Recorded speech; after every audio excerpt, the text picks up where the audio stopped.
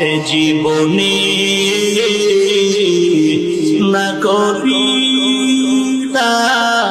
বন্দেগি গুনাহ করে কাটাই না জিন্দেগি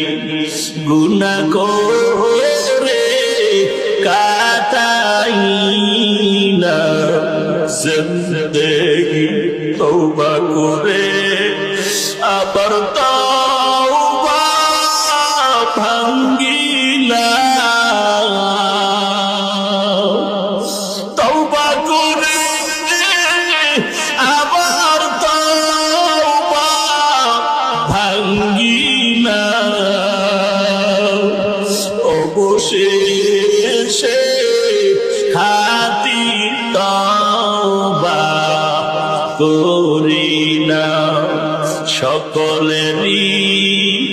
দরজা হইতে ফিরিয়া আপনার দরজায় রইলাম তাকায়া ও মাদার মালিক গুনাহের কারণে আপনি বেজার হয়ে খালি ফিরাইয়া দিয়ে দিতেন ও আল্লাহ আপনি যদি আমাদের খালি ফিরাইয়া দেন এই ময়দানে কেন হাজির করছেন রে আল্লাহ আপনি যদি আমাদের ক্ষমা নাই করেন গফফার নামটা কেন রাখলেন আপনি যদি আমাদের ক্ষমা না করেন রহমান নামটা কেন রাখলেন ও আল্লাহ আমরা তো আপনার আদরের নবীর উম্মত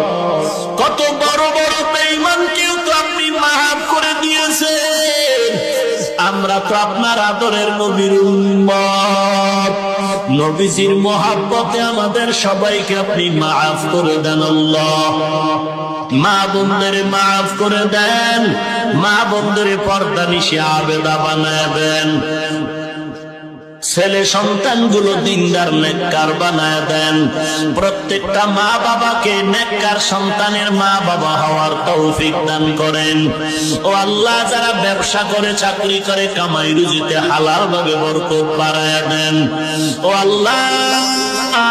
আমাদের সবাইকে দ্বীনের খাদেম হিসেবে কবুল করে নেন